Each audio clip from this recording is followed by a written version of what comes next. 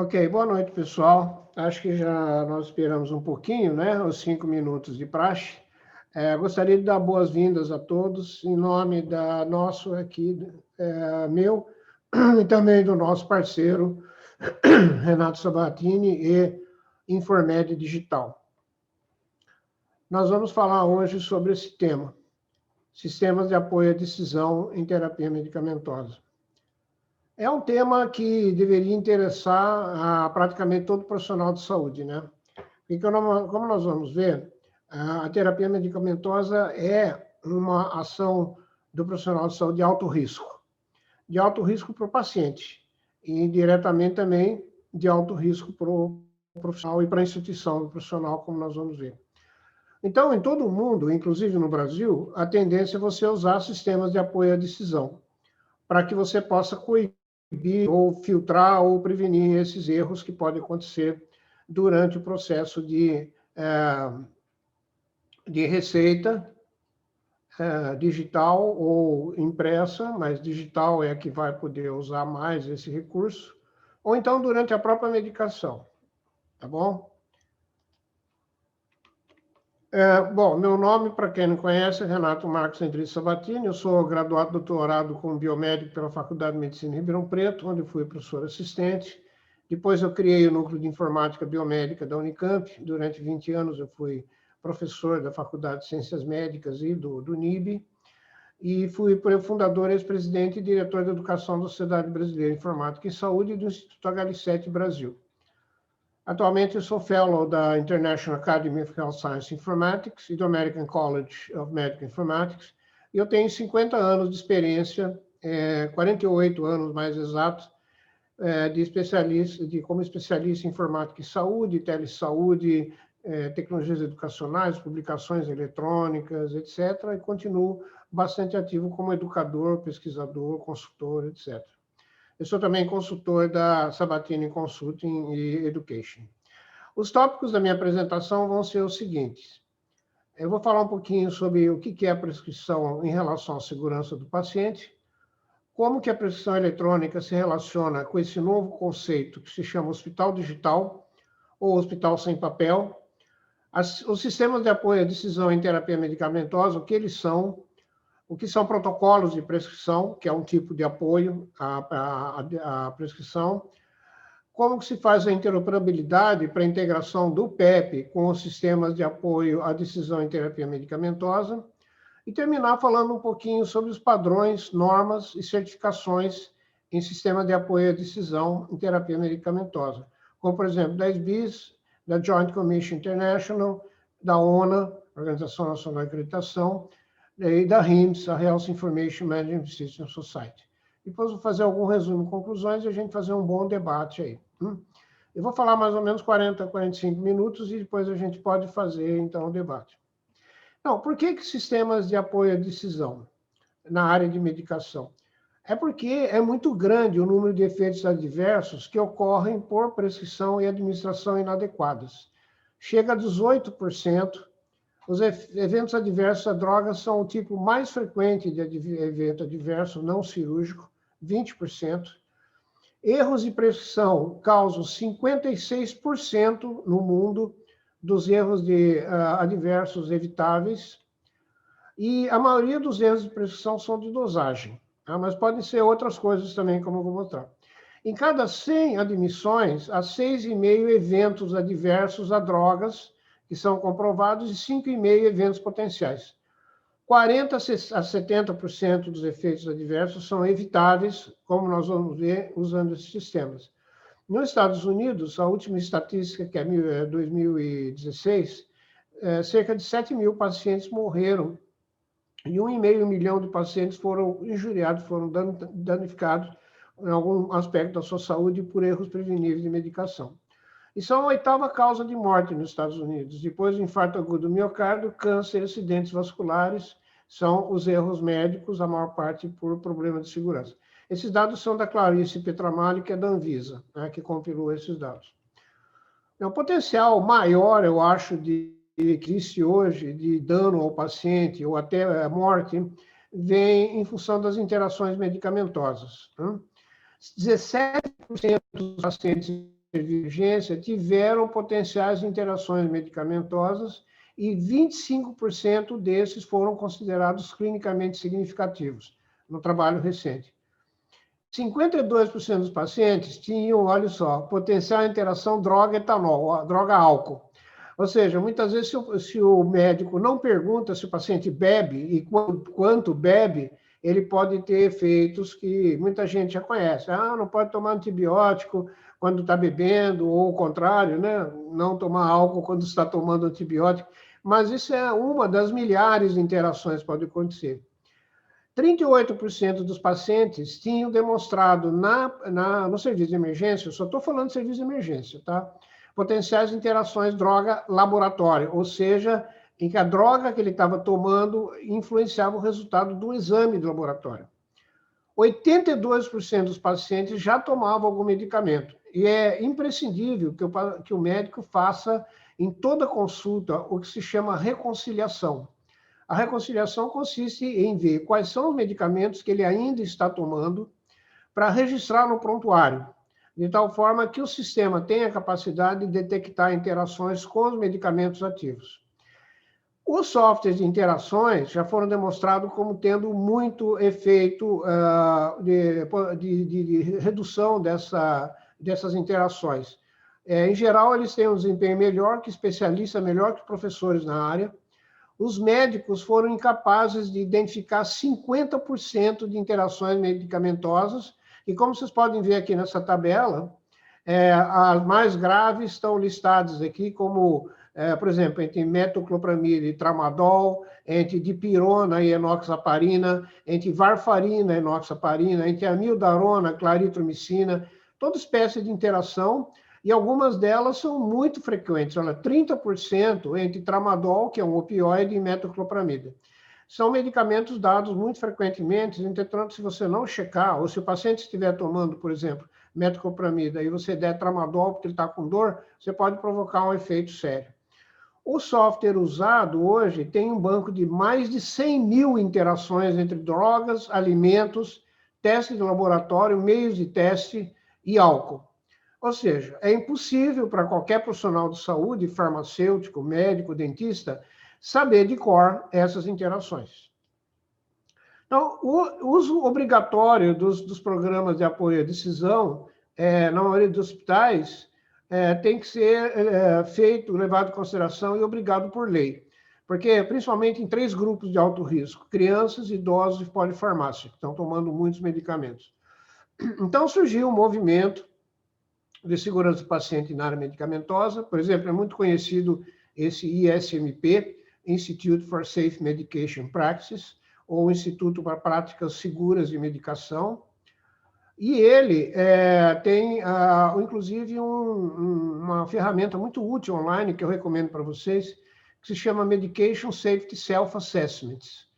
Ele é projetado para aumentar a conscientização dos sistemas e práticas relacionadas a 11 categorias de medicamentos de alto risco e auxiliar a equipe do hospital ou da clínica com a identificação proativa de reduzir os danos, oportunidades de dano ao paciente, na questão de prescrever, armazenar, preparar, dispensar, administrar medicamento de alto risco.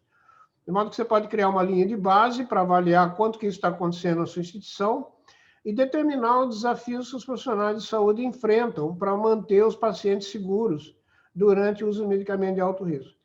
Na minha opinião, e é baseado na minha extensa experiência, não se dá muita importância para isso. Recentemente eu vi um médico, cardiologista de uma instituição muito famosa, dizer que ele não usava programas de apoio à decisão de interação medicamentosa porque ele não usava, porque ele achava inútil. Né? Imagina, um cardiologista, que é uma área que tem milhares de interações, principalmente com medicamentos não cardiologistas. Então, o paciente não vai só no cardiologista, ele vai em vários médicos, toma vários medicamentos que têm interações agonísticas ou antagonísticas com o medicamento que ele vai receitar, mas ele não quer usar. Tá? Então, quantas vidas ele já prejudicou, até matou, eu não sei dizer. Mas isso mostra uma atitude, infelizmente, de indiferença com relação a isso e até de rejeição desse tipo de programa. No Brasil também a gente tem um forte movimento de segurança do paciente, tem o Instituto Brasileiro de Segurança do Paciente, a Anvisa tem um programa excelente de segurança medicamentosa do paciente, né, que tem inclusive um plano de gestão sanitária de segurança do paciente, e existe também um Programa Nacional de Segurança do Paciente no Ministério da Saúde. São sites muito pouco aceitados e referidos, a não ser por farmacêuticos e alguns médicos, principalmente farmacêuticos hospitalares, mostrando que a gente precisa melhorar bastante nisso. Então, o hospital digital consiste em você ter todas os departamentos, ações médicas, cirurgia, imagens, patologia clínica, monitoração, beira de leito, UTI, terapias e medicamentos integrados no prontuário. Então, o hospital digital é isso, é você deixar de usar papel, deixar de usar processos baseados em papel ou manuais e passar a ser totalmente um hospital digital. Então, existem certificações para o hospital digital, como eu vou mostrar no final. Especificamente, se você ver quais são as tecnologias e os processos que correm, que são necessários para você chamar o seu hospital de digital, você vai ver que nós temos, os que estão marcados em vermelho aqui, além do PEP, prescrição eletrônica integrada com o PEP, sistema de apoio à decisão clínica integrado com o PEP, segurança da informação, que é super importante, circuito fechado de medicação, protocolos clínicos, principalmente aqueles em medicação, qualidade da informação, como eu acabei de falar, de você ter o registro dos medicamentos ativos, né, e segurança do paciente. Então, você vê que o hospital digital, ele reforça vários aspectos da prescrição eletrônica. Então, aqui, o sistema de apoio à medicação no hospital digital, ele consiste dos seguintes módulos. Um deles, que é chamado em inglês de EMR, que quer dizer Electronic Medication Administration Record. A administração de medicamentos feita através desde a prescrição é registrada de forma estruturada, usando um sistema específico integrado ao PEP.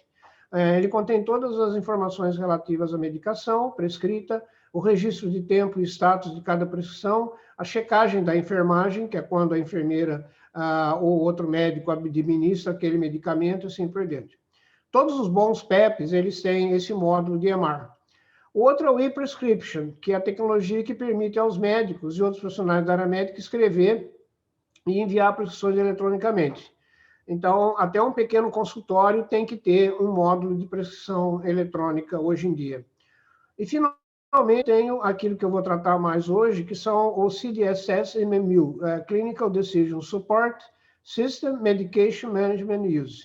São sistemas baseados em conhecimento que fornecem suporte às decisões envolvidas na medicação, como eu vou mostrar com mais detalhe, e na prescrição e na verificação da prescrição. Uma coisa que tem se espalhado bastante, nos Estados Unidos, 98% dos hospitais e praticamente 100% dos sistemas de PEP, Electronic Medical Record, tem o que se chama Order Set, que são protocolos pré-definidos de prescrição.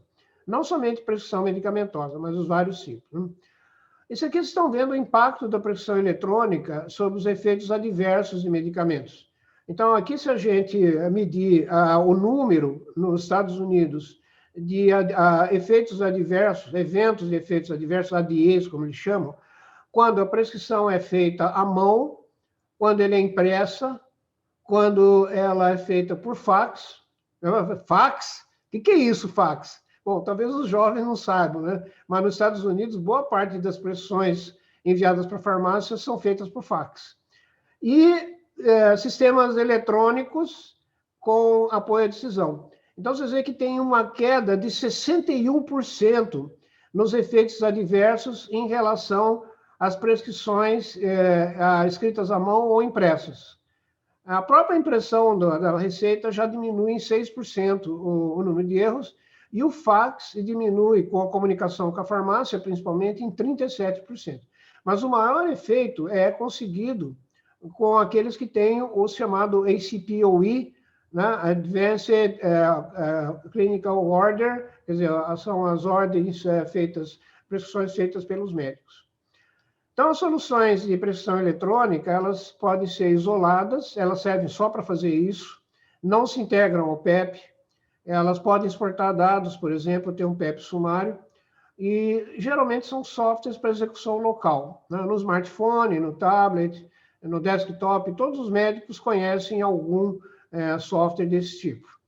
Também existem sites online só para prescrição, né? Por exemplo, Memed, eu vou dar um exemplo. Soluções integradas seriam aquelas que funcionam dentro de sistema de informação em saúde, sistema de informação hospitalar ou prontuário eletrônico do paciente. E eles intercambiam, eles são muito úteis porque eles intercambiam informações com menos erros com os demais subsistemas, com prontuário, farmácia, estoque, compras, faturamento, etc.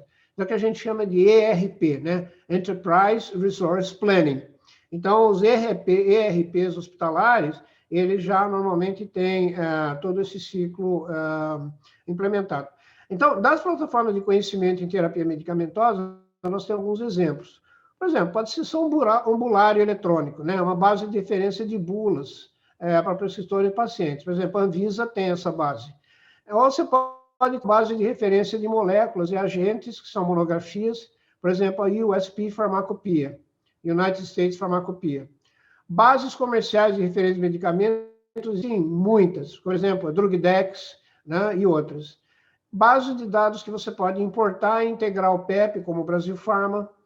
Plataformas com base de referência proprietária, por exemplo, MMED, Nexodata, Receita Digital, e ferramentas online e offline de apoio, como a Informed Digital, que é a primeira não proprietária, integrável, inteiramente em português, que está sendo lançada agora em fevereiro. Então, dos problemas que a gente tem é que as prescrições eletrônicas feitas do jeito que são, elas são muito complexas, tá? Eu conheço mais de 70 prontuários eletrônicos sendo prescrição, e a complexidade, como vocês estão vendo aqui, é muito grande. Isso aqui é um formulário para pedir um único medicamento. Então, você dá de 20 a 30 cliques para uma receita simples. O médico, naturalmente, odeia um tipo dessas coisas. Além disso, a complexidade da base de medicamentos, eu já falei, tem mais de 60 mil medicamentos, mais de 75 mil interações. Existe um grande potencial de erros nesse sistema. Por exemplo, nome parecido de droga, duplicação de prescrição, sem verificar a indicação e contraindicação, sem verificar interações, seleção da preparação errada, vias inadequadas de administração, posologia com erros, que é a mais comum, e não tem nem cálculo e ajuste de dosagem em casos especiais, como criança, bebê, pacientes com insuficiência renal, insuficiência hepática, problemas de absorção intestinal. Então, é uma base gigantesca.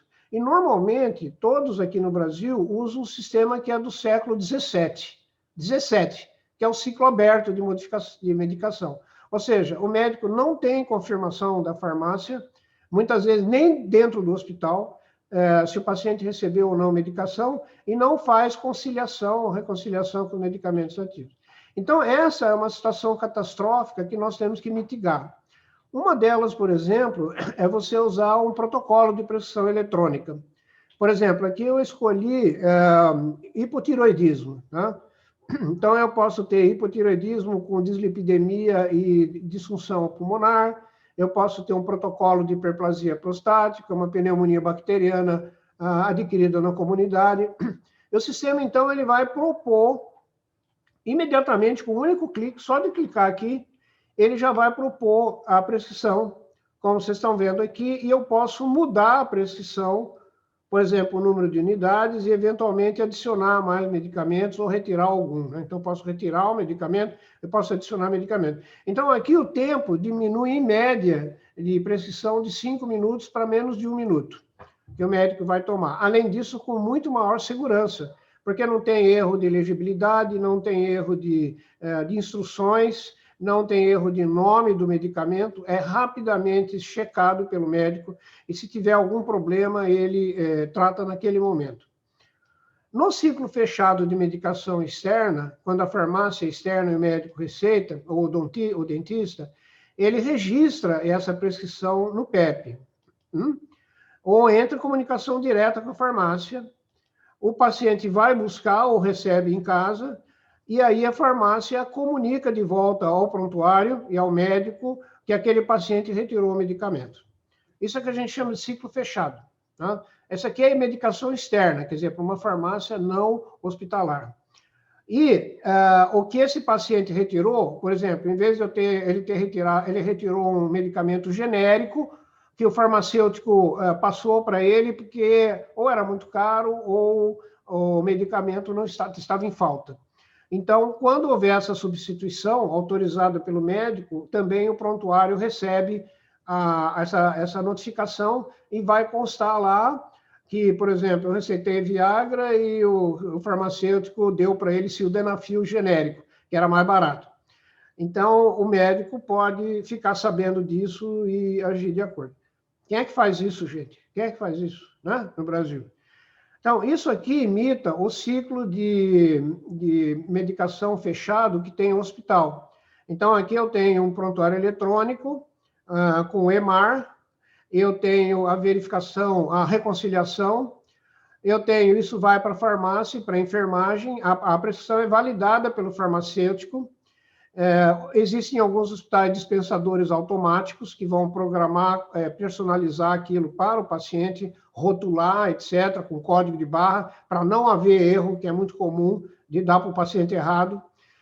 Aí vai ser feita a identificação segura por código de barras do paciente, que usa uma pulseira com QR Code ou código de barras, e isso é registrado no EMAR.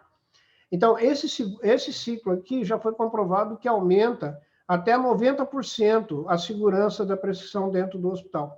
Principalmente quando o paciente está na UTI, por exemplo, e ele tem 10, 15, até mais medicamentos sendo administrados simultaneamente por médicos diferentes, por bomba de infusão, uma situação assim extremamente perigosa, né? De alto risco.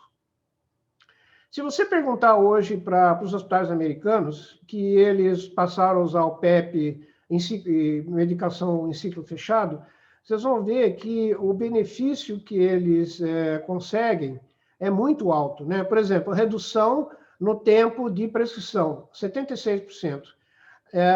Melhoria na prescrição de medicamentos com relação ao tempo de administração, 73%. Redução no início de antibiótico terapia, 58%. Economia de tempo do farmacêutico, 33%. Redução no uso de drogas ou custo, 30%. Então, vocês estão vendo que entre todos os vários benefícios que o PEP traz, existem pelo menos 5 aqui relacionados à prescrição. Então, é necessário você integrar o sistema de apoio à decisão clínica ao fluxo de trabalho. Então, quando o médico ou o dentista, a profissional de saúde está usando o PEP acessa, através do PEP, ele acessa os programas de apoio à diagnóstico e terapia. A uma plataforma de conhecimento, por exemplo, Informed Digital. Eu vou dar um exemplo. Ele pode acessar diretamente pelo smartphone dele ou pelo PC, mas normalmente ele vai acessar essa plataforma através do PEP, e, se ele quiser, inclusive tem recursos bibliográficos externos com vínculo, com link para artigos que embasam aquela medicação. Então, aqui, esses tipos, eles se dividem em 3, né? O passivo, que é simplesmente o acesso à informação relevante ao paciente. O ativo, em que o acesso ao conhecimento clínico e evidência é fornecido na hora para que o médico ou o dentista possa justificar aquela terapia. E o interativo, que é o apoio à decisão durante a entrada da prescrição e da documentação, e ela é documentada, monitorada com relação às decisões, registrada numa trilha de auditoria, onde todas as decisões médicas de terapia medicamentosa são registradas. Tá? Isso, inclusive, é necessário pela LGPD. Então, aqui você tem muitos sistemas que tem somente o passivo, tá? Ou seja, você acessa a informação do paciente, né? 100% dos prontuários permite isso. Agora, aqueles que permitem o acesso ao conhecimento clínico a partir do PEP já são muito menores, eu diria 1 em cada 100, ou 1 em cada 200. E aquele que é interativo, mais raro ainda. Bom, aqui vocês estão vendo, por exemplo, um sistema interativo. Eu quero saber o uso da aspirina como anticoagulante. E eu quero ver a ficha do medicamento. Então, ele vai mostrar todos os artigos que ele achou, em português, manejo da antiagregação, acetacilsalicílico, clopidogrel, anticoagulantes em eventos ou problemas trombóticos, resumo das condutas no uso de anticoagulantes orais, síndrome coronária aguda. Então, você vê que ele pegou 2 palavras apenas e fez uma busca inteligente que resultou em 6 resultados. E aí eu posso filtrar, como eu vou mostrar para vocês, para ver a ficha do medicamento. Né? Ele vai mostrar a ficha da aspirina e pode, inclusive, ir direto à parte da monografia que fala sobre anticoagulante. Então, aqui o sistema de apoio à decisão clínica, eles têm esses 3 níveis que vocês estão vendo aqui, que é da RIMS também, né? Agradeço ao Cláudio Juliano, ao Fox, a sessão desse slide. Então, o primeiro nível é checar erros durante a prescrição. Então, aqui o sistema, o usuário, os requisitos são geralmente baixos. O segundo 2 é ter alertas durante a prescrição com sistema baseado em regras. Esse aqui é de complexidade média. E o nível 3 é um sistema baseado em regras, com alertas disparados de acordo com os dados do prontuário. Esse aqui é muito mais complexo e exige padrões de informação em saúde para poder fazer interoperabilidade. Tá? Então, esses sistemas de apoio à decisão em terapia medicamentosa, eles podem fazer o seguinte, olha, vocês depois vão responder um questionário que eu vou disponibilizar. Ele pode dar alerta sobre seleção errada do medicamento, sobre erros na dosagem, via de administração, duração, interação, etc. Ele pode dar lembretes sobre alternativas terapêuticas com maior sensibilidade ou sensitividade e menor custo equivalente, ou vetar a prescrição porque está disponível na farmácia. Você pode implementar protocolos, como eu já mostrei, e monitorar a adesão, dar informação, embasamento científico, fazer cálculos automáticos de dosagem a partir do peso do paciente, idade, diluição, taxa de infusão e cálculos comparativos do custo do tratamento. Finalmente, ele pode também notificar e analisar efeitos adversos que foram relatados ou de erros durante o processo medicamentoso. Então, esses sistemas são realmente muito poderosos e ajudam demais, mas demais, qualquer médico, enfermeiro, farmacêutico, etc. E como eu falei, se você usar um PEP certificado pela SBIS, ele é de uso obrigatório, né? Não é opcional. Por exemplo, aqui vocês têm um software em que o paciente, eu resolvi receitar Dramin para esse paciente, 50 miligramas por via oral, 15 comprimidos. E aí o sistema imediatamente sabe que o paciente está tomando frontal, que é o prazolam, e que tem um efeito agonístico, potencialização de efeitos sedativos sobre o SNC. Esse alerta pode ser amarelo, azul ou vermelho, significando que se for vermelho, o médico não deve insistir em prescrever Dramin por esse paciente. Inclusive, eu tive um caso na família que ele foi parar na UTI, por causa exatamente dessa interação, eu coloquei de propósito, tá? Então, é um efeito adverso sério. Então, como que você pode aumentar a efetividade desses alertas? Porque acontece um negócio chamado fadiga de alerta. Tem muito alerta e o médico acaba desligando, ele não presta mais atenção. É que nem a fábula do Pedro e do Lobo, né? Vocês devem lembrar que o Pedro ficava gritando para a vila dele que estava chegando um lobo, todo mundo ia se esconder, e ele gritava isso como notícia falsa, né? Fake news. Depois da 4ª ou 5ª vez, ninguém mais ligava para o Pedro, e aí apareceu um lobo de verdade e comeu todo mundo. Então, aqui, esse efeito que é chamado fadiga de alerta, o efeito Pedro e o Lobo, é muito comum. Num estudo que foi feito no Hospital dos Estados Unidos, de 40.391 alertas em um mês, os médicos aceitaram somente 4%. Quer dizer, isso é catastrófico, né? Quantos desses alertas representavam um dano real para o paciente? Então, aqui vocês estão vendo nesse gráfico que esses alertas eram de 47% de duplicidade de medicação. Você vê, como assim duplicidade? Ele receitou 2 vezes o mesmo medicamento? Não. Alguém já tinha receitado antes, ele não checou e receitou novamente. Tá? É um erro muito comum, quase 50%. Interação medicamentosa, 47%. Alergia, 5%. E efeito adverso, 1%. Nós estamos vendo aqui que é um arsenal de horrores, não é mesmo? Por quê? Por causa que o alerta não foi respeitado. E desses 96% que o médico ignorou, tinha essa estatística aqui. Como é que você remedia, então, a fadiga de alerta? Tem uma listinha aqui que eu não vou entrar em detalhe, tá? Que não é nosso objetivo. Mas, se, por exemplo, você pode cadastrar só os problemas de gravidade média e alta, diminuir a quantidade de informação na mensagem para o médico ter paciência de ler, evitar o famoso alarme sonoro, né, que é profundamente irritante, parametrizar a consequência, se vai haver bloqueio ou não da prescrição, mas principalmente conscientizar e treinar o corpo clínico quanto ao uso desses recursos. Agora, a gente tem esperança que o maior uso de inteligência artificial, incorporando a prática e a experiência clínica na prescrição, vai diminuir drasticamente o número de alertas inúteis, né? Portanto, vai melhorar a fadiga de alerta. Depois eu queria que vocês fizessem perguntas e comentários sobre isso que eu estou falando, tá? Então, uma das formas que o HL7, que é o Instituto de Interoperabilidade, desenvolveu, é você colocar infobuttons e infolinks no prontuário. Eles são vínculos, né, links imersos no documento clínico, que vão dar acesso instantâneo a provedores de informação online.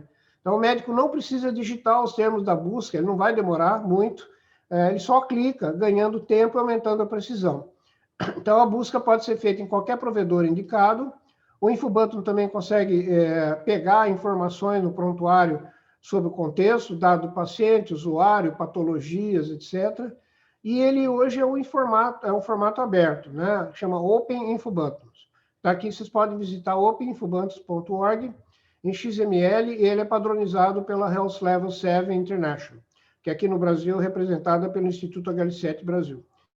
Então, o infobutton funciona assim: o médico faz a receita, ok? Por exemplo, e ele pede interações, por exemplo. Aí, esses dados do PEP são capturados, idade, sexo, peso, patologias do paciente. Esse infobutton, ele se liga ao provedor externo da informação e retorna com a informação pedida para o médico, tá?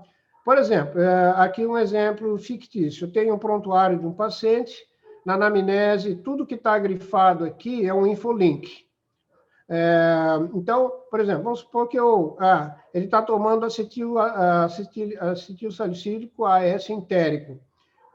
Se eu clicar aqui, ele já vai fazer a busca na plataforma de Informed Digital, acha o capítulo de um livro específico sobre ácido acetil salicílico, tá? E já mostra uma monografia extremamente completa, fácil de ler, para você aqui. Meu paciente é criança. Então é 100 miligramas por quilograma de peso a cada 24 horas. Veja bem, isso aqui não é uma ferramenta. Isso aqui é só informação. Se ele calculasse para mim qual que vai ser quanto aspirina ele vai tomar a cada 24 horas, diariamente, o sistema já faria o cálculo pegando o peso do paciente, da criança, levando outros fatores em consideração, como alergia, etc., e fornecendo a dosagem correta, que ele vai colocar automaticamente na receita. Beleza? Não, é óbvio que isso aqui é extremamente útil.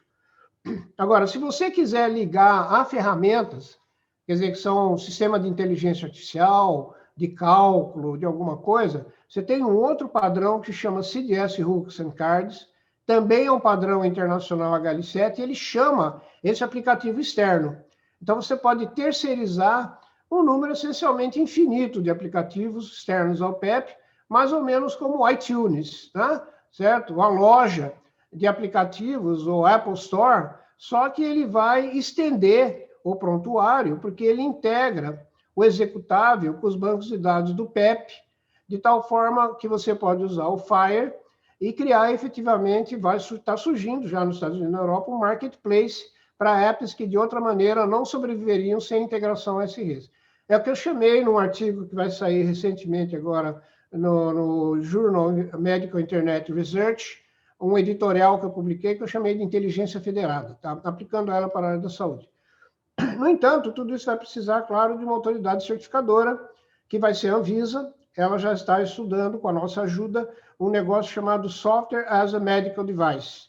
Então, o software vai funcionar como se fosse um dispositivo médico, e a Anvisa vai passar a certificar os aplicativos externos de acordo se eles estão corretos, se eles não têm nenhum dano para o paciente, etc.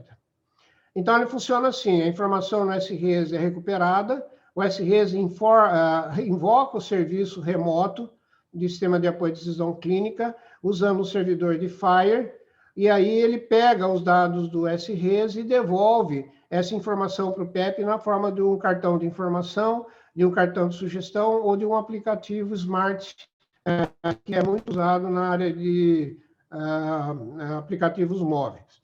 Tá? Então, aqui vocês podem ver essa informação no cds-hooks.org. É um padrão HL7 também, que ainda está em trial use, quer dizer, em uso tentativo, mas já formou um mercado imenso em vários países. Muito bem, para terminar, então, eu só gostaria de falar sobre como que você certifica esses sistemas.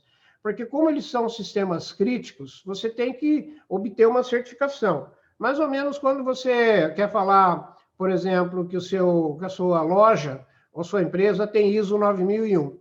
Então, você vai chamar um auditor, esse auditor credenciado, ele vai checar uma série de requisitos e vai dizer se você obedece aos requisitos ou não. Então, aqui nós temos vários sistemas para prescrição de medicamentos. Nós temos a Sociedade Brasileira de Informática em Saúde, que faz a certificação do Registro Eletrônico de Saúde. Nós temos o Joint Commission International. Nós temos Certification for Electronic Health Record dos Estados Unidos. A ONA, que é a Organização Nacional de Acreditação, que dá um selo para os hospitais. A Anvisa, a RIMS Analytics e a ISO, né, que são os padrões que terminam em 1, eles são certificáveis. Por exemplo, o EMAR, ele é certificável, Medication Management Concepts and Definitions, e você tem também padrões ISO, que são requisitos para prescrições eletrônicas. Então, na SBIS, o processo de certificação, ele segue normas ISO, ele regulamenta a prescrição médica pelo Conselho Federal de Medicina, o CFF, ele segue também a regulamentação da Anvisa e as normas da ABNT, da Comissão Especial de Estudo de Informática em Saúde. A certificação é opcional, mas ela é recomendada pelo Conselho Federal de Medicina, de Odontologia, de Enfermagem e outros conselhos. A certificação da SBIS é feita por auditores treinados que examinam o seu software e que vão, então, ver se você consegue 100% daqueles requisitos que são obedecidos.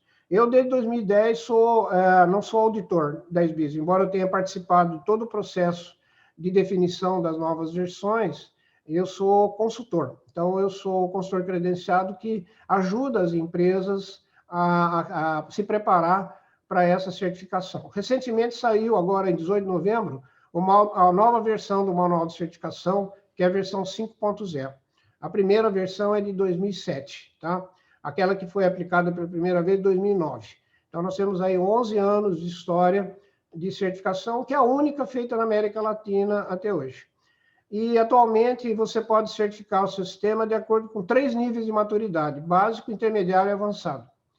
É uma coisa muito extensa, tá? Eu tenho um curso específico sobre isso, se você estiver interessado, mas ele prevê obrigatoriamente, para quem fosse certificar no nível máximo, alertas, vários tipos de alerta que eu já falei aqui, tá vendo? Todos esses alertas aqui são, inclusive, dose máxima, dose mínima, dose máxima no tempo, né, cumulativa, restrições entre medicamento e faixa etária, interação medicamentosa, relação à dieta, inclusive álcool, vias de administração não recomendadas e prescrição e padrão de protocolos.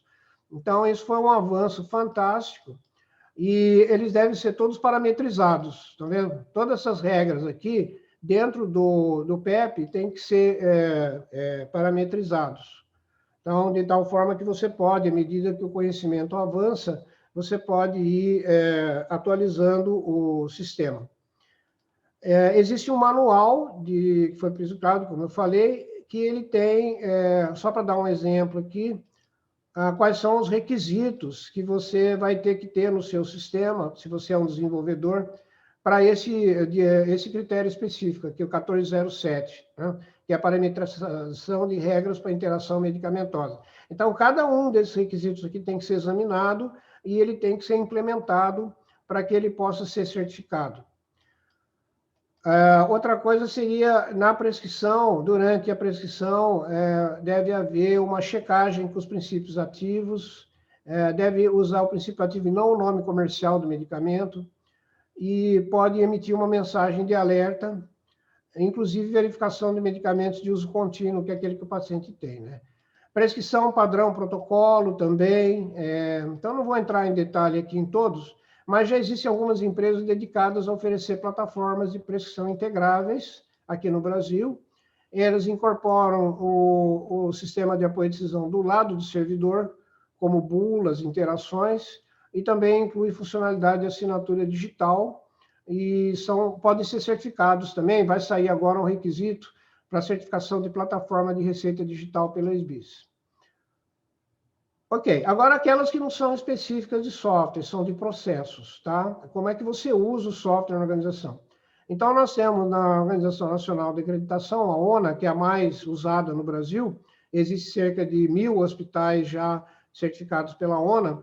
Existe uma parte toda dedicada à administração segura de medicamentos, e ele tem uma série de requisitos no capítulo 7, que é a manipulação e atenção farmacêutica. Então, se o hospital buscar uma certificação ONA, ele vai ter que demonstrar que ele tem esses processos aqui. Analisar interações, realizar dispensação segura para o paciente medicamento certo, monitorar a indicação de uso, reações adversas. Outra que é muito buscada também no mundo inteiro, que é no Brasil alguns hospitais de ponta já têm, que chama Joint Commission International Accreditation Standards for Hospital.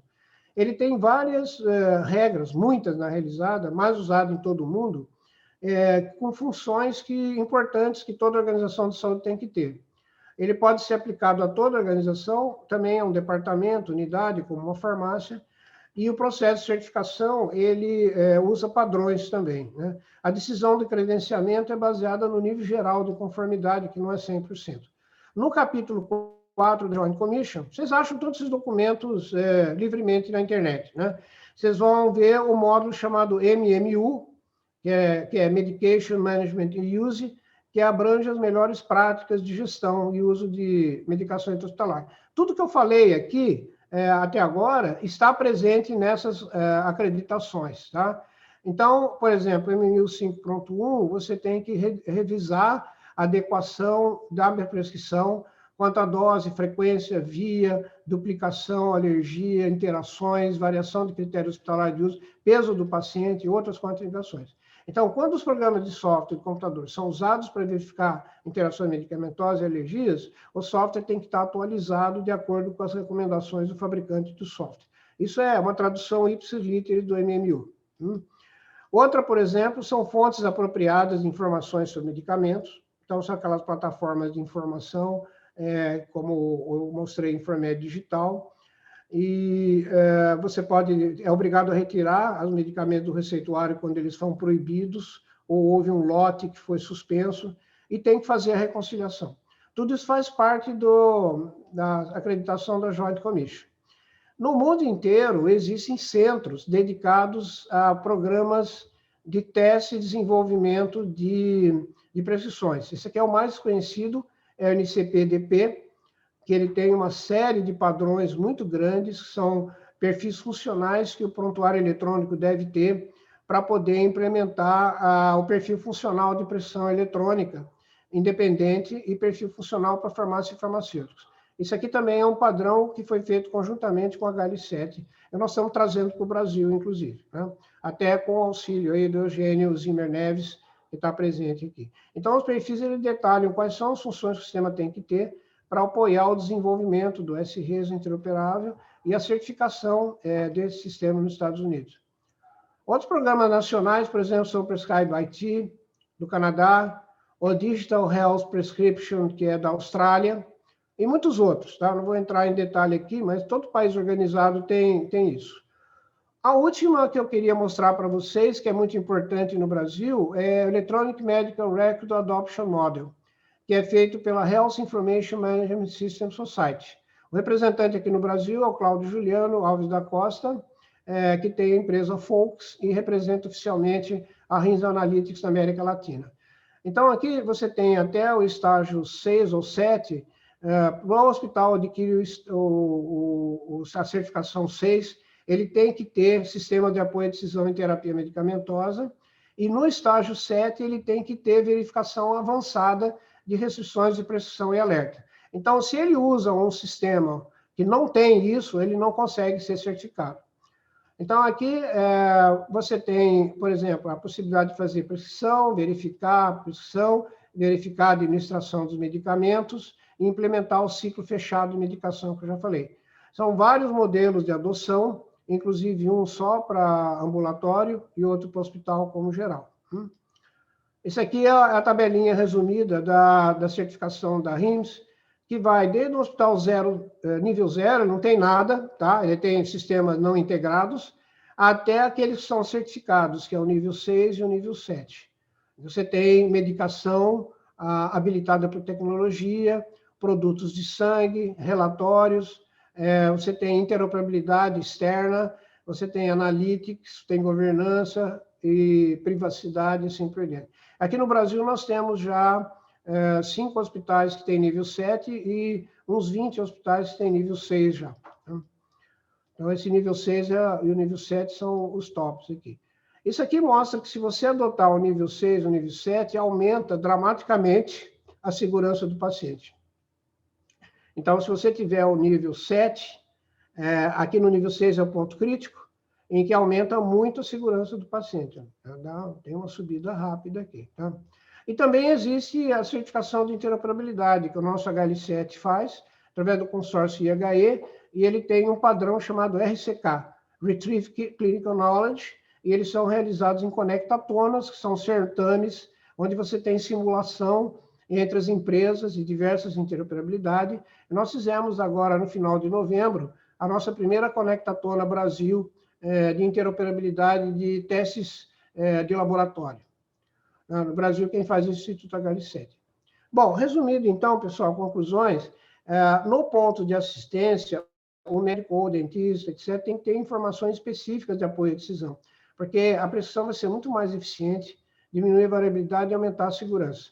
Existem várias plataformas online de conhecimento e de apoio à decisão, como o Informed, que é de fácil usabilidade e agilidade em português, e a integração clínica direta ao PEP dessa interface é feita por meio de infobuttons e CDS hooks, que agiliza enormemente o acesso por parte do clínico a essas informações. A Informed Digital já está implementando tecnicamente esses padrões para que qualquer prontuário que também implemente esses padrões possa interagir com a sua base. Tá bom?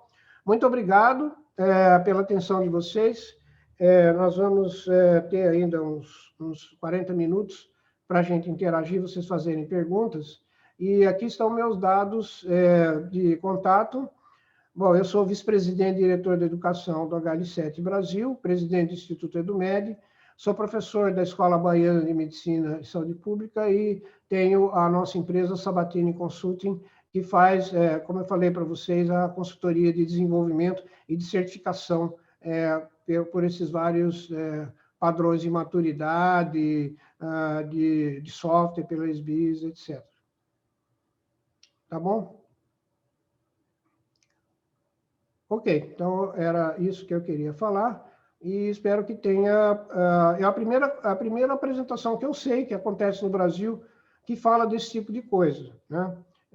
Eu espero que a gente possa continuar progredindo nessas tecnologias, principalmente com o auxílio das empresas que fazem desenvolvimento e também uma maior conscientização por parte dos usuários de saúde, como hospitais, clínicas, farmácias, etc., sobre essa premente, importante, essencial, fundamental necessidade de ter sistema de apoio à decisão da terapia medicamentosa devido à complexidade dela, né?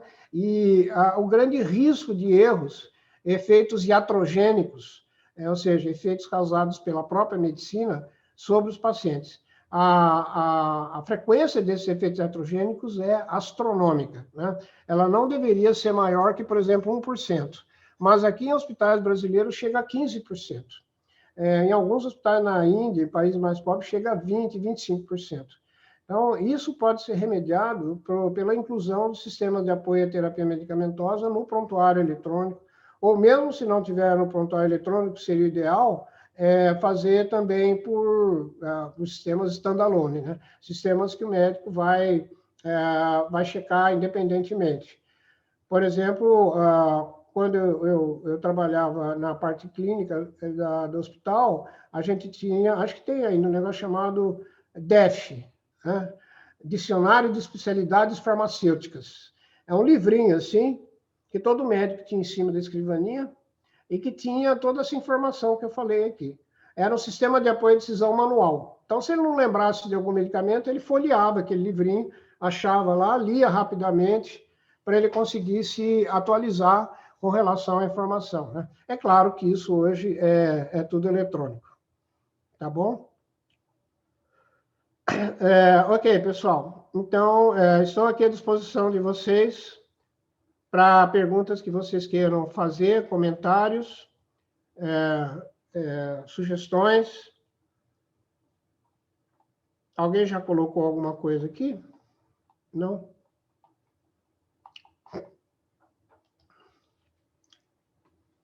Estou à disposição. Se alguém quiser falar por áudio e vídeo, também pode, tá?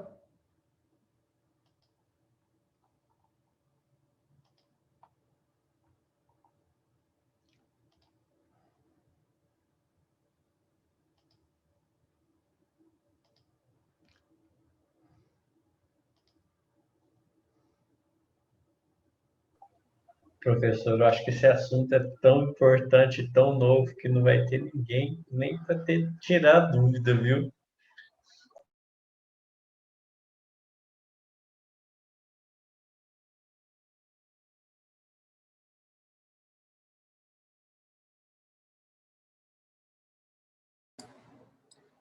Se me permitem, professor.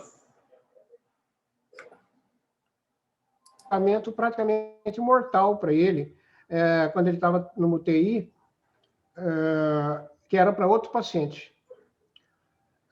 A enfermeira não tinha checado o paciente, foi dar o medicamento endovenoso para ele, e foi a minha esposa, a filha dele, que barrou ela de dar aquele medicamento.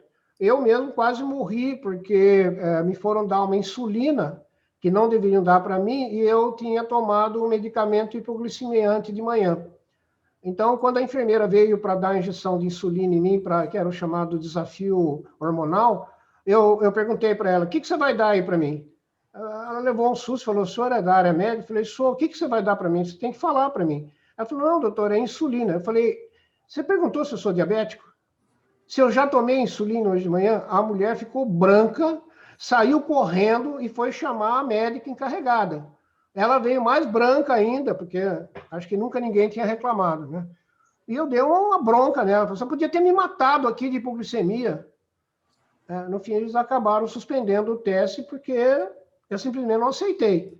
Mas esse tipo de efeito adverso poderia ter sido evitado se eles tivessem, agora eles fazem nesse laboratório, um questionário antes da admissão, porque foi feito a admissão para poder fazer esse teste, perguntando quais são as minhas patologias e medicamentos que eu estou tomando, ou então pegaria essa informação do meu prontuário na Unimed, onde essa informação está lá no meu prontuário centralizado na Unimed, onde eu sou beneficiário.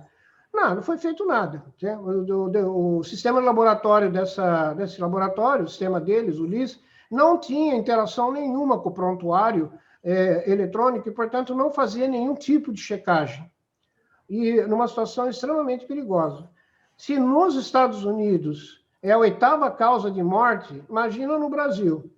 A gente não tem essas estatísticas. Agora, a Rede Nacional de Dados em Saúde vai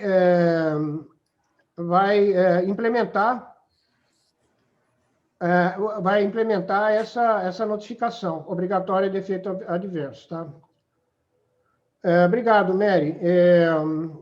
A Rudy está perguntando, né, professor, como que o paciente pode ter acesso a esses riscos caso ele submeta-se a procedimentos clínicos em ambientes que não existem prontuário eletrônico? Boa, Rudy. Eu diria assim, o santo dele é forte? Não tem jeito. Ou ele é da área médica, da área odontológica, e já conhece algumas interações, e é esperto, ou leva um parente que ou ele vai sofrer as consequências. Não tem como ele ter acesso a esses riscos hoje, porque é uma informação disponível apenas para profissionais de saúde. Os pacientes não têm acesso. Você conhece algum paciente que sabe, digamos, 5 interações medicamentosas? Ou de medicamento com dieta? A não ser aquela famosa do álcool com antibiótico, né? Tá? Essa todo mundo conhece, mas não é só com antibiótico. Álcool interfere com da absorção de dezenas de medicamentos no estômago ou no intestino. O cara conhece leite com manga. Bobagem. Então, a população simplesmente não sabe que existem essas interações medicamentosas e muito menos as 75 mil que existem. Então, a responsabilidade ética e profissional, Rudy, é do profissional. É ele que vai pagar no tribunal médico, odontológico, no CRO ou no CRM, a besteira que ele fez em não fazer a checagem. Porque se ela for documentada, a culpa é dele. Aí ele pode argumentar que o sistema não tem isso, etc., ou o sistema não é bom. Não adianta, ele tem responsabilidade profissional sobre esse efeito adverso, que eventualmente vai levar a um problema do paciente, né? Ok, obrigado, Rudy. Depois, se quiser, você pode falar mais alguma coisa, tá? O Marco Antônio Schwertner. Oi, Marco Antônio, tudo bom? Prazer em vê-lo aqui novamente, tá? Parabéns pela palestra, professor. Existe, você recomendaria alguma base de medicamentos com informações como princípio ativo, dose, concentração hoje no Brasil? Sim, eu conheço somente uma, porque a Faculdade de Farmácia e Bioquímica da USP, ela tinha uma muito boa, ou deve ter ainda, mas ela não era comercializada. Eu usei isso quando eu montei, em 1996, eu montei a farmácia virtual, a farmácia online, na Unicamp, né, no Hospital Virtual Brasileiro. Então, essa farmácia, ela tinha essa base com princípio ativo, dose, concentração, também só não tinha interação ainda, mas tinha tudo isso que você está falando, inclusive a equivalência entre marcas comerciais e genéricos. Por exemplo, se você clicasse naquele exemplo que eu dei, Viagra, né? O paciente, eu não quero tomar Viagra, é muito caro. Aí ele já informava todas as marcas comerciais que também tinham o sildenafil e o sildenafil genérico. E aí ele podia clicar e aí ele ia ver qual que ele podia administrar e tinha informação de equivalência farmacêutica. Essa ferramenta por si era adorada pelos médicos, pelos pacientes, porque inclusive ele calculava o custo da medicação. Então ele pegava um índice chamado Brasindex, que tem o custo mensal de todos os medicamentos, importando, você tem que comprar isso, tá?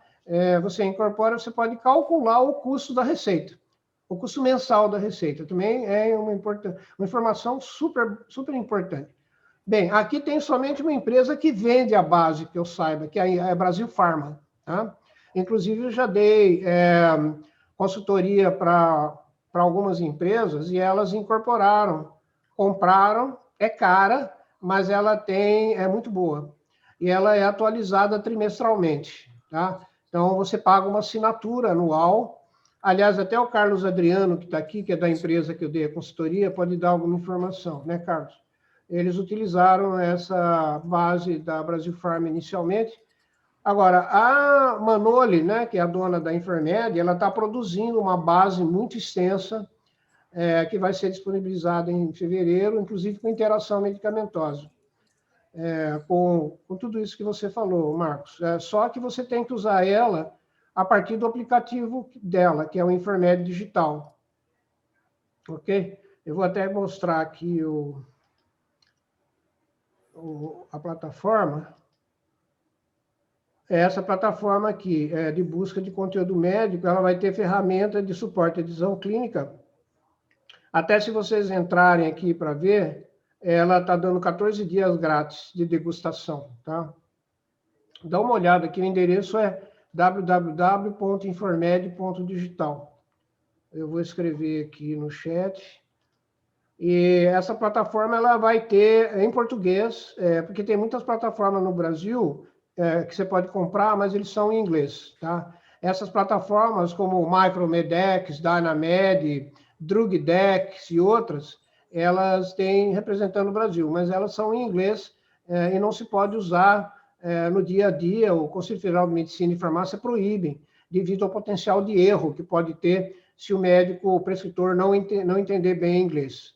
Então, ela tem que ser em português nativo, e essa é uma exigência da própria SBIS, da ONA e de vários outros com relação ao uso desses sistemas. Tá? Ok, obrigado pela informação, Carlos Adriano. Eles fornecem a base de dados, Schwertner, numa planilha Excel. Então, é muito fácil você importar essa base para dentro do teu sistema e transformar isso num sistema de apoio à decisão. Ela tem 70 mil interações, né, diádicas. Interação diádica é entre 2 medicamentos. Aí, se você quiser fazer uma triádica, entre 3 medicamentos, você monta isso com base nas diádicas, como se fosse um triângulo, tá? Porque, às vezes, tem interações múltiplas. A diádica, ela só pega interações entre 2 medicamentos, 2 a 2. Quando você faz mais um medicamento, ele vai fazer aquele que você adicionou aos outros 2. Mas ele não soma o efeito.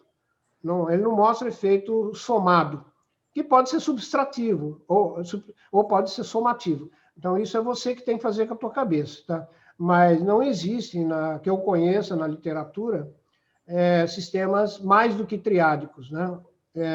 Mas você ter um sistema diádico já ajuda bastante, não é mesmo? Então, a situação é essa, né? O Eugênio falou que a segurança do paciente realmente precisa ser mais incentivada. É verdade, né? A gente viu aqui no Covid, prefeito, dando de graça o kit Covid com hidroxicloroquina, que é um medicamento de alto risco para quem tem instabilidade arrítmica do coração, e distribuindo na praça, sem receita médica, sem controle nenhum, misturando isso com ivermectina, misturando isso com nitazoxanida, misturando com ozônio por via retal, porque o prefeito achou que isso aí ia dar voto para ele na eleição, e realmente deu. Por quê? Porque é aquilo que foi falado, né? A população não tem a menor informação sobre essas coisas. Ele nem consegue pronunciar o nome, tá? Você consegue falar rápido nitazoxanida? Ele nem sabe o que é isso, mas tem o prefeito dando de presente isso para ele, sem nenhum controle médico. Então, a prescrição existe para isso, tá? No Brasil já é uma patifaria total os medicamentos de faixa vermelha não exigirem receita. Nos Estados Unidos, você jamais consegue usar, ou na Europa, o medicamento na farmácia, comprar se ele tiver faixa vermelha. Não tem jeito. A única coisa que você pode fazer sem receita é o chamado off-the-shelf, OTS, ou seja, aquele medicamento está na prateleira que ele pode comprar sem grande risco, né? Mesmo assim, tem risco. Na minha opinião, todo medicamento deve ser prescrito, checado pelo farmacêutico. Por exemplo, na Alemanha, onde eu morei vários anos, né, 2 anos, quem faz a checagem de interação medicamentosa é o farmacêutico. Então, você tem que ter uma farmácia predileta, onde você sempre vai. Ele tem um registro, que era em papel, hein? Agora é eletrônico, de toda a prescrição dos seus membros de família. E na hora que você vai levar uma nova receita, o farmacêutico é obrigado, por lei, a checar aquela nova receita contra o registro que ele tem. E ele tem que fazer a reconciliação, ou seja, falar, você está tomando esse medicamento ainda? Não estou tomando. Nossa, parei faz 6 meses. Não, porque está constando aqui que você ainda toma. Não, pode tirar, eu não estou tomando mais. Olha só, gente. Olhem só a situação em matéria de lacuna de informação e do potencial de erro que esse tipo de coisa tem, certo? Então, Marco Antônio, se você quiser certificar pela SBIS, é obrigado a ter isso, tá? Agora, veja bem, a SBIS exige que você tenha a funcionalidade, e você vai demonstrar isso com 10 exemplos, tá? Você vai ser aprovado. Você vai ter a parametrização de todas aquelas coisas. É uma área extremamente complexa da certificação, tem dezenas e dezenas de requisitos. Você vai implementar isso, mas aí você vai ter que ter a base de conhecimento. E essa base de conhecimento tem que ter governança, ou seja, ela tem que ser atualizada. Não vai ser você que vai atualizar. Quem vai atualizar é o serviço que você assinou. Tá? No caso, Brasil Pharma ou Infarmed Digital, da maneira como você usa, eles que vão ser os responsáveis pela atualização da base farmacêutica. Você quer ver um perigo, Marco Antônio?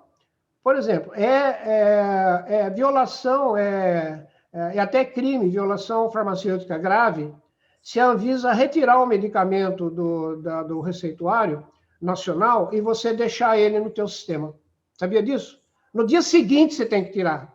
No dia seguinte. Porque senão você pode provocar um efeito adverso quando a Anvisa retirou o medicamento porque ele passou a ter efeitos adversos graves, como já aconteceu com muitos medicamentos. Ou então o medicamento ele passa de não controlado para controlado. Você tem que informar isso na base. Boas bases farmacêuticas têm informação que tipo de prescrição é, A, B, C, etc. E isso tem que constar, porque na hora de emitir a receita vai fazer uma diferença. Então, você não pode prescrever, por exemplo, um opioide com uma receita comum, um antibiótico, um antimicrobiano, com uma receita comum. Então, essa regulação no Brasil tem que estar embutida. Até esqueci de colocar um slide sobre isso, que é a questão da legalidade da receita, com relação a... Existem cerca de 25 RDCs, que são resoluções técnicas da Anvisa, que têm que ser obedecidas ou pela farmácia, ou pelo médico, ou pelo fabricante.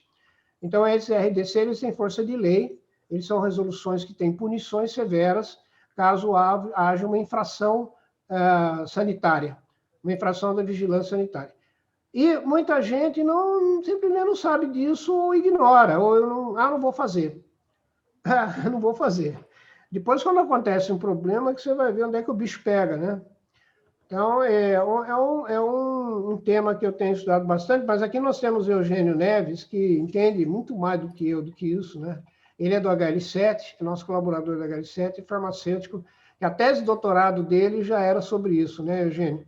Se você quiser, você pode entrar com áudio e vídeo aqui, falar um pouquinho, se tudo que eu falei é verdade ou é besteira, né? Se tem alguma coisa que eu falei e não é verdade. Pode entrar.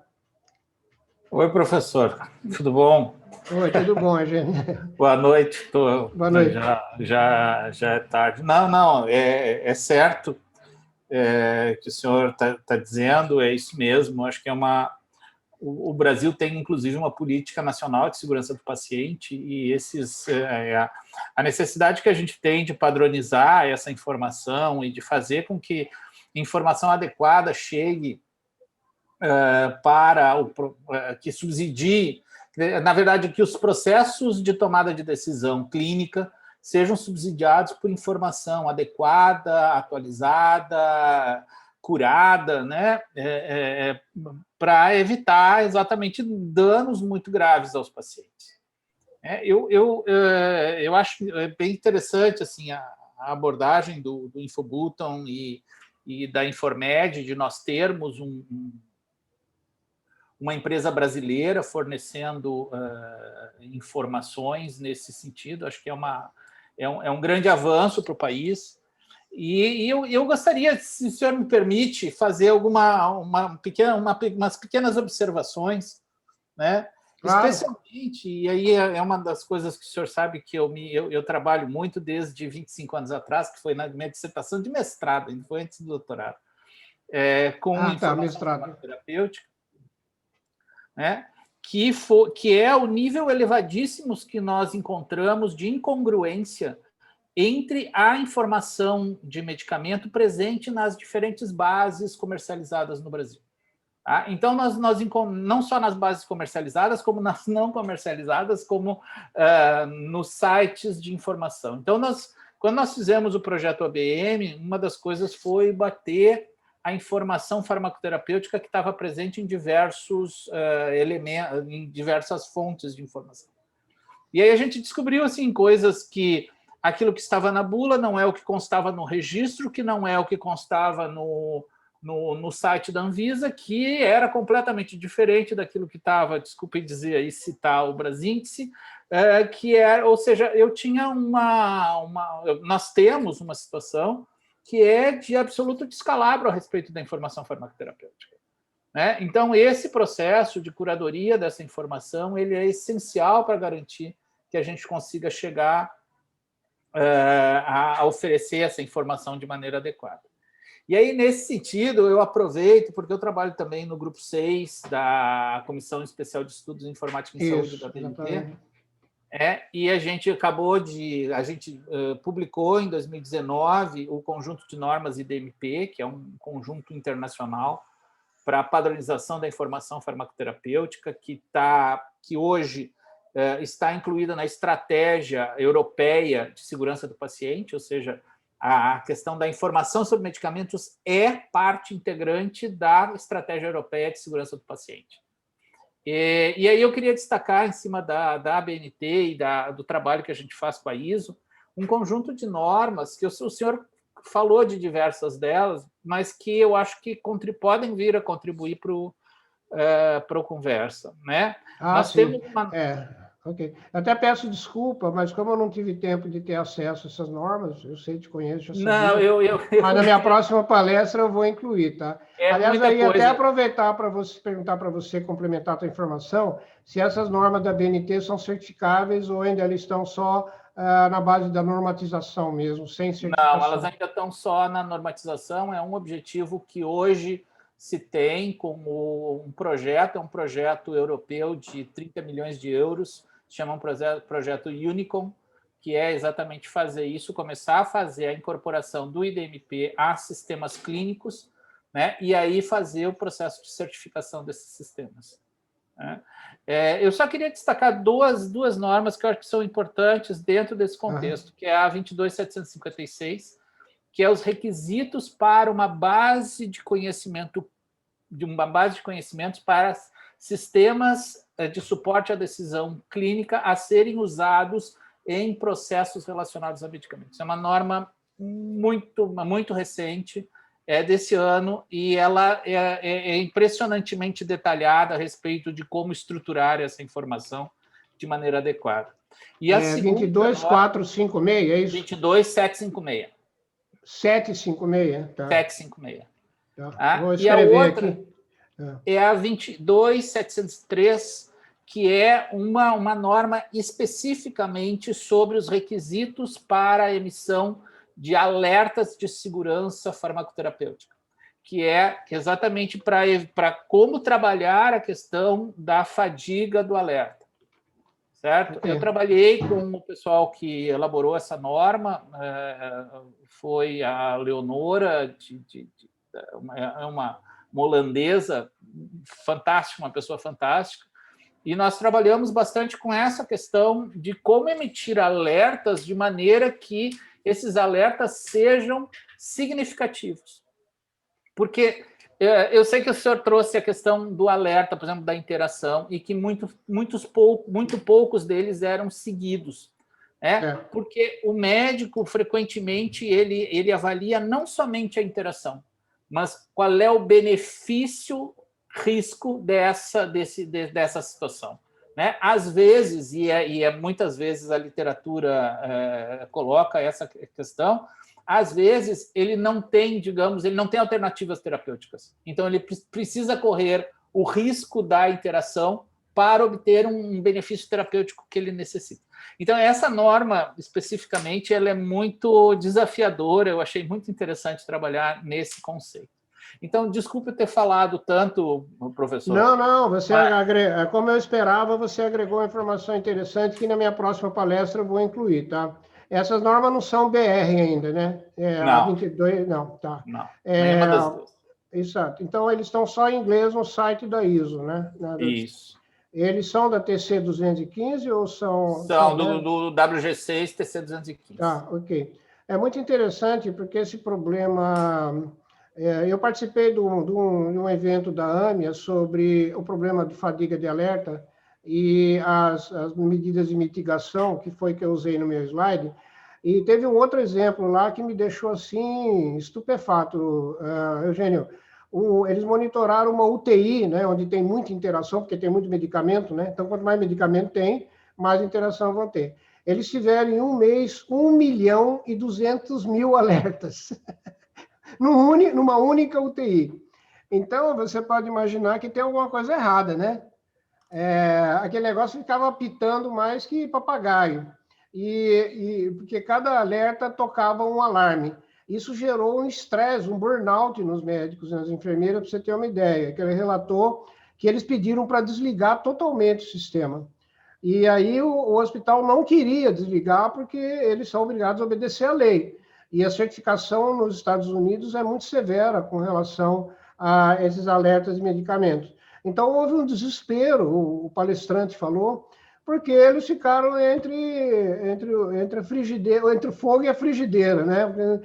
Eles não tinham como remediar aquilo, a não ser apelar, pelo amor de Deus, para o fabricante desligar, parametrizar, desligar os alarmes, porque, como você disse, às vezes o risco do paciente ter um problema de não ser tratado é muito maior do que ele passar por uma possível interação. Mesmo porque a interação nem sempre acontece, ela não é certeza que vai exato, acontecer. Nessa questão de interações farmacoterapêuticas, é importante a gente ter isso. Como em todas as questões de saúde, nada é simples, né?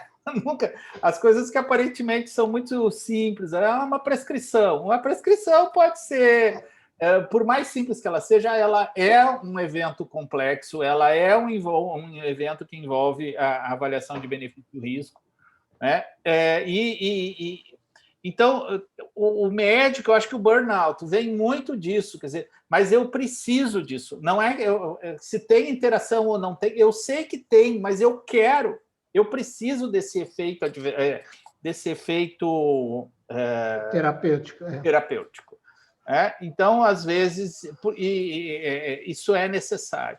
E aí, essa informação, ela não só no ambiente hospitalar ela é importante. Quer dizer, hoje nós temos uma situação em que a população está envelhecendo, né? E a polifarmácia é uma realidade.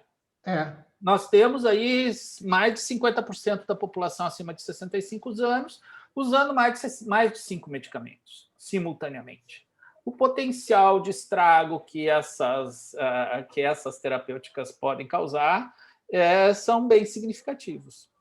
Então, tem um caso bem interessante que foi de um paciente que esse eu ouvi, eu não tive confirmação se foi verdade ou não, mas de que foi um paciente na Holanda que tinha entrado em coma e estava sendo cuidado há muito tempo, e aí no coma começaram a tirar os medicamentos que ele usava normalmente. Foram tirando e ele foi acordando.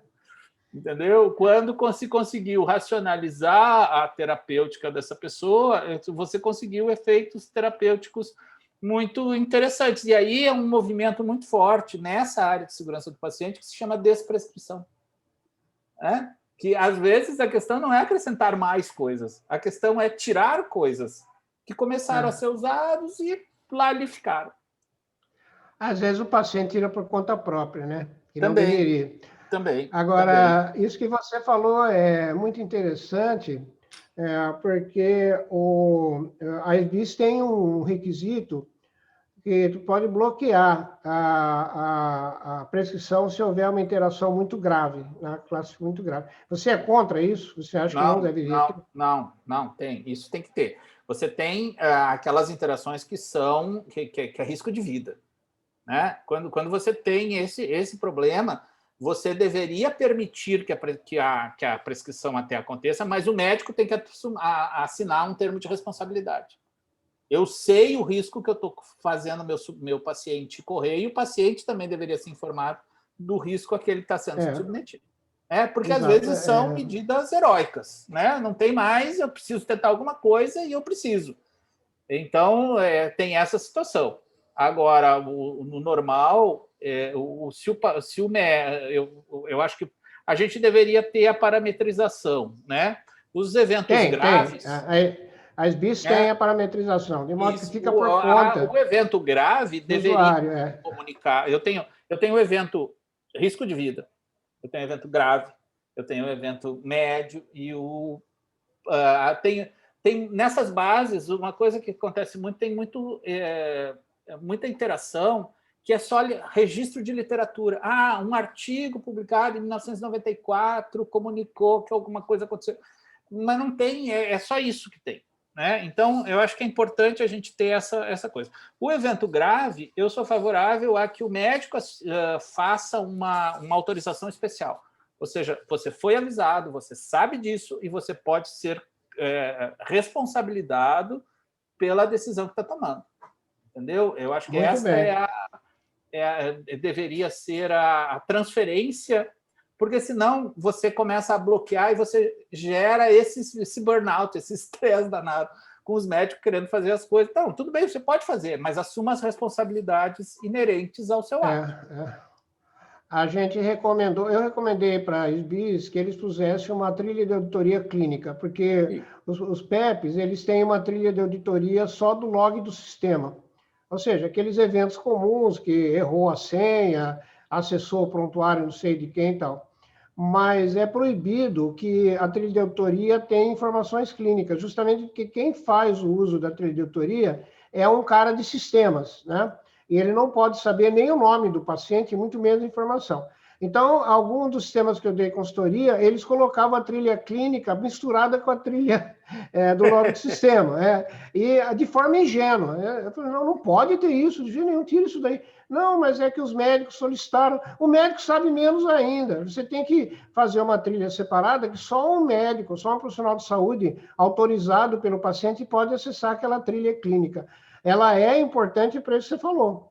O médico diz, ele derrotou, como a gente diz, derrotou o alerta, imediatamente isso é registrado na trilha de auditoria. Clínica, não no log do sistema, Não, concorda? isso. Agora, isso que você falou, um dos grandes problemas de sistemas ruins de precisão é que eles foram feitos por engenheiros. Não que eu seja contra engenheiro, o engenheiro de computação, ele faz o que pede para ele, né? É gente boa. Inclusive, é um pouco estranho, mas é gente boa. Meus filhos são engenheiros. Não, eles não sabem que é estranho. Então, eles têm uma decisão binária. A decisão binária deles é assim, pode fazer um efeito adverso? Então, pá! Né? E na medicina, como você falou, a lógica é difusa, a lógica é probabilística. Pode ser que sim, pode ser que não. Em caso contrário, a gente faz isso, mas talvez a gente possa fazer. O engenheiro fica puto da vida com isso. Porque ele fala, escuta, se a gente fizer isso numa ponte, a ponte cai. Eu falei, mas o ser humano, ele admite um erro de 5%. Como 5%? Pois 5% está bem razoável, você não acha? 5% está bem razoável. Porque a variabilidade biológica é maior que 5%. Então, você tem que levar em consideração. Então, eu tenho bastante fé, Eugênia, pessoal, que a inteligência artificial baseada em inteligência de máquina, que é probabilística, e que tem uma gradação de decisão, ela possa orientar melhor o médico com relação a isso, porque ela vai ser treinada, até naquela instituição com Big Data, de quais foram as decisões corretas a respeito de interações, de dosagem, de outras coisas. Então, eventualmente, e eu tenho um projeto em desenvolvimento, lá na Escola Baiana de Pesquisa, de desenvolver um aplicativo para ser usado pelo hospital, que vai usar inteligência artificial. Então, ele vai amenizar, na minha opinião, essas decisões binárias, ou é ou não que o engenheiro acha normal, porque ele usa uma árvore de decisão, uma árvore binária de decisão. Quando ele deveria usar uma probabilidade, né? O que a gente chama de CF, Certainty Factor, fator de certeza. Mas a pessoa que a gente fica escandalizado. Como assim fator de certeza? O cara não tem certeza? Não. Na medicina a gente trabalha com incerteza o tempo todo, não é isso que vocês estão pensando. Então nunca mais vou entrar no hospital. Calma. Quando você combina várias incertezas, às vezes você chega a uma certeza maior, né? Se quiser usar um modelo matemático, é uma rede de Bayes, né? Uma rede probabilística de Bayes. E ela funciona em decisão médica, tem até modelos muito interessantes de decisões em várias etapas. Você vai combinando as probabilidades e, de repente, uma probabilidade pode ficar muito baixa de risco e você adota aquela, né? Que é o modelo do queijo suíço, né? Que você deve conhecer bem. Um incidente, um efeito adverso, ele nunca acontece sozinho. Ele nunca acontece sozinho. Ele é uma sequência de erros, como se você atravessasse um queijo suíço passando pelos buracos. Quer dizer, é uma probabilidade baixa de você atravessar um queijo suíço passando por todos os buracos. Mas é isso que ocorre na teoria do incidente em medicina, efeito adverso, não só em medicina, mas, por exemplo, em avião, né? Acidente de avião é uma sequência de erros, não tem um erro só. Pode até ter um erro só que derruba o avião, mas normalmente não é assim. Isso. Então, na área de segurança do paciente, na área de medicamentos, Eu colecionei uma série de exemplos da literatura, né? História de horror, né? Realmente, para contar para o pessoal, para eles verem o risco que eles estão correndo. Porque, às vezes, a falta de informação ela é fatal para esse tipo de coisa. Eu só vou contar para vocês um exemplo, senão a gente pega uma cervejinha e eu fico aqui até meia-noite contando, tá? Mas tem um que foi publicado na literatura, Eugênio, você que é farmacêutico deve saber do que eu estou falando. O médico receitou um medicamento para a criança em suspensão oleosa. Tá? Então, a suspensão oleosa ela demora mais tempo para ser absorvida, ela vai demorar mais tempo para passar pelo estômago, pelo duodeno, tá? Assim. E o farmacêutico implementou em uma solução aquosa. E o paciente morreu, porque ele teve uma overdose desse medicamento, que a absorção foi muito rápida, então a cinética do medicamento atingiu o limiar de letalidade e a criança faleceu. Quando eles foram examinar o software que fez isso, não tinha a solução, não tinha informação sobre a solução, se devia ser em óleo, se devia ser em água, se devia ser em soro fisiológico, o que era. E muito dos softwares que conheço não tem essa informação. Então, quando o medicamento é preparado na farmácia, o médico ele receita aquilo que ele acha que é, porque ele não informa, e o farmacêutico implementa aquilo que ele acha que é. Então, esse tipo de erro bizarro pode acontecer justamente porque faltava um pedaço de informação no sistema. E esses sistemas de prescrição já são muito complexos, né? Os médicos odeiam. Você dá 20, 30 cliques para um medicamento, cara, eles não vão aceitar uma coisa dessa. São muito mal feitos. Muito mal feitos, Porque foi gente que montou aquilo lá baseado num conceito teórico que não funciona na prática. Não é? Eu já vi, por exemplo, assim, ministre o medicamento que a preparação tem 100 miligramas, tá? Por cápsula, ok? E aí o médico tem que repetir 100 miligramas lá. Ele tem que, em vez de pegar os 100 miligramas que já está na preparação, ele tem que ir lá e escolher 50 miligramas, 100 miligramas, 150 miligramas. Para com isso, né? Como a gente diz no interior. Se ele está receitando... se ele está receitando um negócio de 100 miligramas, é 100 miligramas. É a preparação que está disponível farmacêutica. Preparação farmacêutica. Aí ele vai colocar e dá 1000 miligramas. Pronto, já fez uma besteira. Porque não tem preparação de 1000 miligramas, mas na hora de alguém preparar isso aí, não vai checar...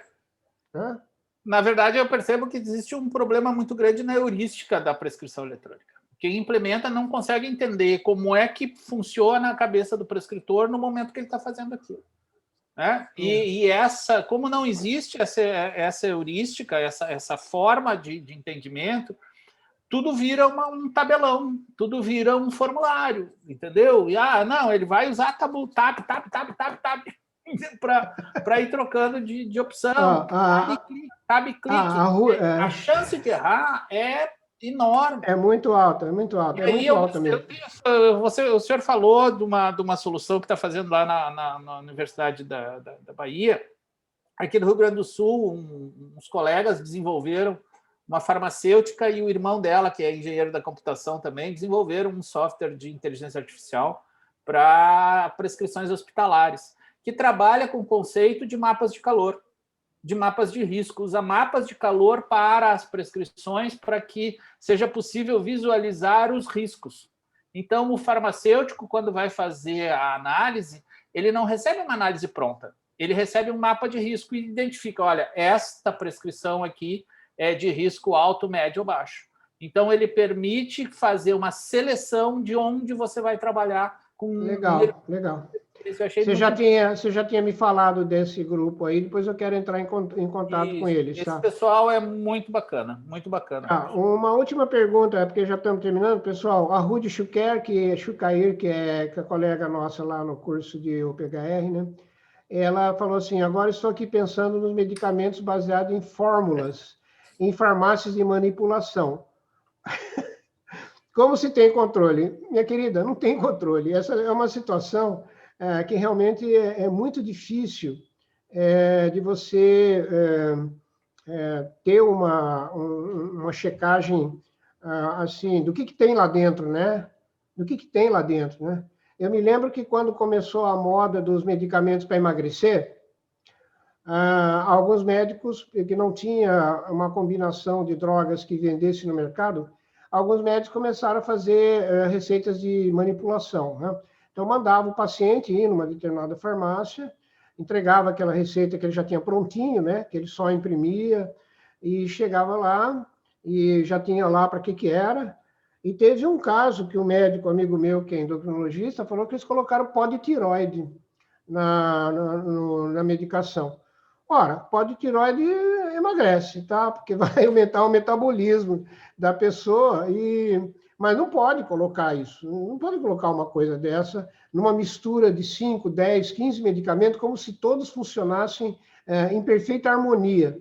Viu, Rudy? Então, quer dizer, a situação eu acho caótica. Eu, por exemplo, não aceito medicamento de prescrição de jeito nenhum. Não me venha com essa, tá? Porque, a não ser que seja uma pomadinha, sei lá, alguma coisa para passar lá, externa. Mas medicamento para uso interno, manipulado, pelo amor de Deus, eu morro de medo. Então, acho que os médicos... Hoje, a maior parte dos médicos não faz isso, porque ele tem uma gama de medicamentos disponíveis, até em combinação, né? Que dá para ele uma opção mais segura, porque é feito, testado, boas práticas de fabricação, BPF, né? Anvisa fiscaliza, etc, etc. Não vai ter coisa estranha lá dentro. Pelo menos a gente espera, né? Mas a gente espera. Mas, assim, realmente essa questão da manipulação é meio desesperadora. Eu já peguei, já tive conhecimento, já vi prescrição com mais de 25 itens, né? Que teriam que estar dentro de uma cápsula. Isso não tem como garantir isso. E o que eu tenho um pouco de receio, professor, agora, nesse momento, e Rudy, é com a ascensão de uma expressão ou de uma palavra, que é medicina personalizada.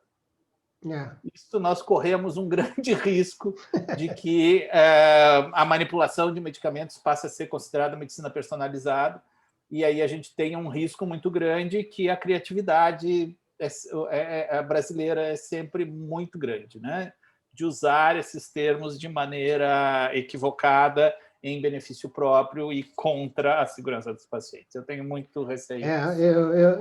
Eu tenho pensado, escrito sobre isso, muito preocupante mesmo, porque você vai fornecer ao farmacêutico o perfil genético do paciente, farmacogenético, né? O meu departamento, eu sou do departamento de genética da medicina da Unicamp, ele foi que descobriu pela primeira vez que os pacientes leprosos, pacientes com Hansen, eles têm respostas diferentes aos medicamentos usados, dependendo da genética dele. Então, o chefe do nosso departamento, ele ficou mundialmente famoso, porque ele descobriu os genes que regulavam a resposta aos diferentes 3 medicamentos que são usados mais para a terapia de doença de Hansen, a lepra, né?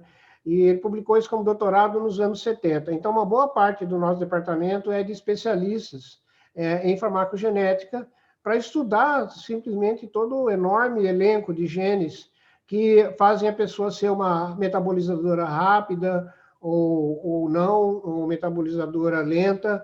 Isso vai ter um efeito. Eu também me preocupo com isso. Mas muito obrigado pela sua participação, enriqueceu bastante a minha apresentação, principalmente porque é um especialista. Ok? Obrigado, pessoal. Desculpe ter passado aí 8 minutos, mas, como eu falei, é um assunto muito fascinante e a gente poderia ficar aqui várias horas conversando. Um abraço para vocês. Obrigado. Bom final de semana para todos. Boa noite a todos. Aí. E se a gente não se falar mais, bom Natal, bom Ano Novo para todos. Bom Hanukkah e tudo bem. Ela, a filha da Mary, está aprendendo farmacologia e informática. Tá? Boa noite. Boa noite, Mary. Tchau. Tchau.